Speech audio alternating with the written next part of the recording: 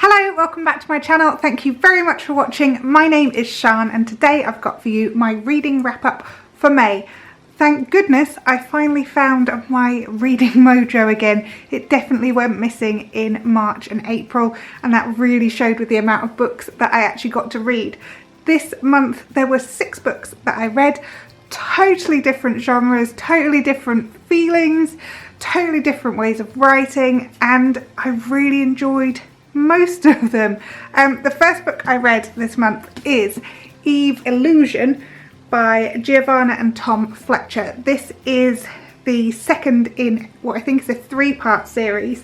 The first one was The Eve of Man, and that told you about Eve, who is the only female who has been born for 50 years. So the beginning of this book recaps on the last book. We remember how Eve and Bram have escaped from the tower where Eve has been kept all her life, and how they are leaving, you know, literally the last book finished with them kind of taking this leap into the unknown. And this book follows on into this kind of scary new world that Eve has launched herself into.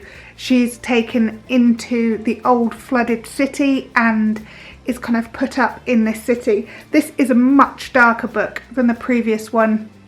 Again, kind of young adult dystopian, all the kind of things I really like. What I love about the way that Giovanna and Tom Fletcher write is that they have done kind of a character each. So I don't know whether it's Tom who's written the male character or Giovanna who's written the female character, but you can tell from the difference in the writing. It kind of sets those characters apart, and I really like how that works and how it reads and how it flows. It's a really exciting book, definitely darker, as I said before. There's a lot more depth to it, and a lot more there's a lot of betrayal, and I don't want to give too much away, but it's a book that I read in literally a couple of days. I absolutely loved it. Gave it 5 stars on Goodreads, which doesn't happen very often for me, but such a good book. Really well written, really good characters, and I don't know, like I say, if that's because 2 different people have written it, that they give that extra depth to those characters, but also likeable characters, and yeah, betrayal, all kinds of things in there. It's a really good read. If you enjoyed the first one, definitely recommend it. If you haven't read the first one, go and read it. It's a really, really good book and leaves me wanting to read the next one. The second book I read this month is Queenie by Carty-Williams. This book is about a character called Queenie who is of Jamaican descent. She has Jamaican grandparents and a very difficult relationship with her mother. She is in her 20s and kind of in that really awkward navigating life, trying to work out who you are, what you want, what job you want to do, whether you're actually good at the job you are doing. There's quite a lot of angst, but that's, you know, that is what a lot of people go through at that age. And she's also dealing with all the things that a black woman has to deal with. The kind of casual racism, the people calling her skin chocolate. She's very self-destructive, and she has a very difficult to read relationship, certainly one in particular with a guy called Guy, and it's a very abusive relationship, but I don't think, well, she definitely doesn't realise that at the time, but as you're reading, you're just kind of screaming at her, come on, get out of there, can't you see what, like, this isn't good for you, this is just you self-destructing and it all exploding. So we meet Queenie at the beginning where she's kind of split up with her boyfriend, but he's left it a bit open. He's not been very clear. They clearly haven't communicated that well about their relationship, and so she believes he just needs time, but he has actually ended it with her, which is a little bit awkward for her. It's a very dark book. It's a very funny book. It really got me back into feeling like I wanted to read. I feel like reading about someone else who was really struggling with all their emotions at a time when actually I was really struggling with most of my emotions was actually quite cathartic. I quite enjoyed realising I wasn't alone, and certainly for people going through the same kind of slightly dodgy choices that she's making, and you find yourself absolutely rooting for her, just willing her to find the strength within to achieve and to love herself and to realise how amazing a woman she actually is. And it's a brilliant book. I really loved it. I'd highly recommend that you read it. The third book I read this month is The Gift by Cecilia Ahern. This is one of her older books. It was published in 2008. And I've never read a book by Cecilia Ahern that I haven't enjoyed until this one. That's not to say I didn't enjoy it, that's not fair. I enjoyed it a bit. I enjoyed her storytelling, but I just found the concept of it a bit too odd for me. And I'm generally quite cool with odd concepts.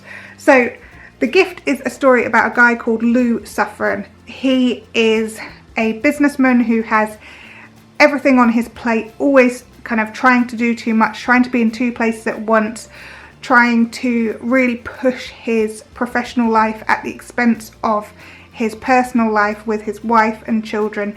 His wife is kind of struggling at home. She really doesn't get any support from him. He's home late. He doesn't make it to family appointments. He doesn't make it to see his daughter's nativity. He's not present in his children's lives. And it is Christmas time in this, and it's his father's birthday coming up, and his sister's been organising it for months and months, and then Lou kind of steps in and takes over. But Lou meets this kind of strange person at the beginning, a homeless guy called Gabe, and he is sitting by the side of the street noticing people's shoes, which seems like a really odd thing for people to be doing. But Gabe seems to be able to be in two places at once, which is obviously very strange. And Lou offers him a job. It's not something he would normally do, but he offers a guy a job in the mail room at his company. Whether or not that's to make himself feel better about life and how he's kind of failing at it, I don't know. But he offers him a job, and they kind of become an odd kind of friend. And Gabe ends up giving Lou a pill which enables Lou to be in two places at once, so he can have it all. And it's about those choices that Lou makes with that knowledge, whether he still chooses to completely ignore his family or whether he actually chooses to spend his time with them.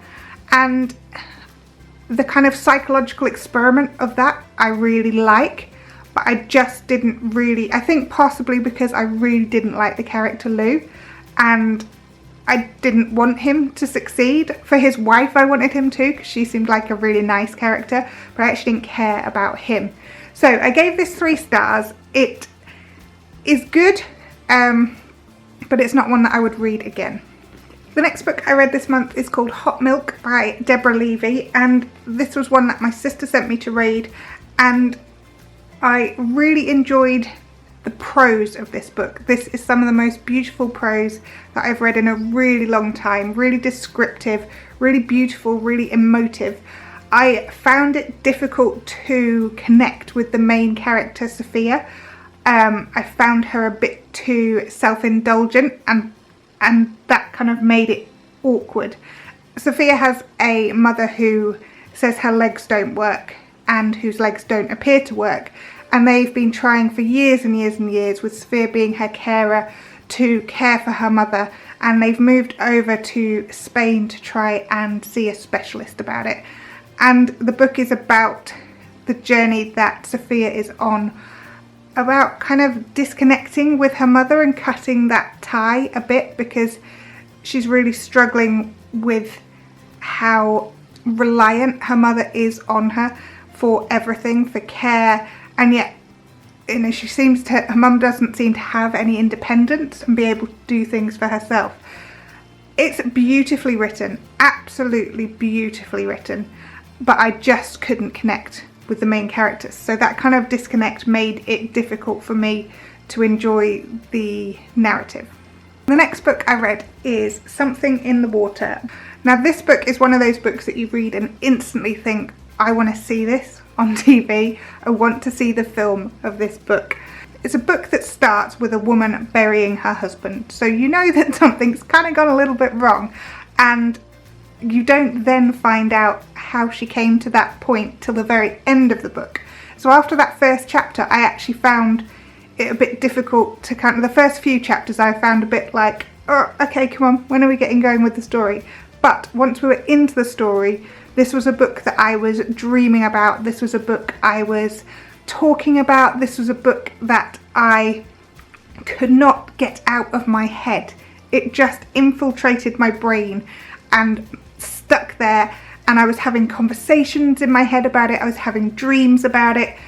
The book is about Erin and Mark, and they are on honeymoon in Bora Bora, and they've gone scuba diving. They're having a great time. Erin's kind of overcoming her fear of scuba diving. There's a bit of a build up to them going away, but whilst they are there, they make a discovery which changes their lives. And it's a real kind of moral dilemma. The whole book is full of these moral dilemmas of wondering how you got to this point of burying your husband, how you became that person that does that, and somehow you find yourself thinking, oh yeah, I can see how that happens, which really plays with your mind, because you kind of question your own morals whilst reading it, which is why I really think it will make, I don't know if it is already a film, but it would be an amazing film, because the twists and turns in this book are fabulous. The writing is amazing. The characters aren't necessarily likeable, but they have real depth, and you really want to know what's going to happen to them next, so you keep reading because of that. So it's a book I really enjoyed reading and absolutely flew through it. I just sat quite often in the kitchen whilst the kids were like doing stuff, whilst I just read, just completely ignoring them. It was great. And the sixth and final book I read this month is Kate Humble's Thinking on My Feet. I got this for Christmas a few years ago, so it's been on my like pile next to my bed for a long time, and I picked it up and just thought, actually, I'm doing loads of walking right now. I will read this book. And I really like Kate Humble on TV. She comes across as a nice, likeable, down-to-earth person. It is the story of her on walks, various walks throughout the year in different countries. She also covers the Wye Valley Walk in this. It's a challenge that she's set herself, because I feel like as I was reading her book, I just thought, you know what, I'm exactly like that. I love to have a challenge, to challenge myself, to know that I can push myself. And I haven't had a challenge like that in quite a while. The last one was Tough Mudder. And I see that I would also benefit from some kind of challenge like that. The first thing that really struck me about this book is that Kate clearly doesn't have children, because my walks aren't half as relaxing as hers are. Mine are generally spent dragging children or saying, come on, just get to the next gate and we can have a sweet or hot chocolate or blah, blah, blah, blah. That's not to say I don't enjoy walking with my children, but that walking by myself is utterly a different experience. And I felt that strongly through this, even though obviously Kate goes walking with friends' children and things like that. And she does say, you know, we basically kind of walk forever and don't cover any ground. So she obviously understands. So part of me was just utterly jealous at this like freedom to walk just with dogs and just be by yourself apart from dogs and just thinking and clearing your mind. And I really felt some envy about that. But it's a really well written book. There are wonderful little excerpts in it of other writers about walking, and those were really interesting to read as you went through the book as well. So it was a really enjoyable book. Again, it was one I read really quickly and just kind of wanted to know more. And Kate writes beautifully and very eloquently, so it was a real pleasure to read this book. So that was the sixth book I read this month.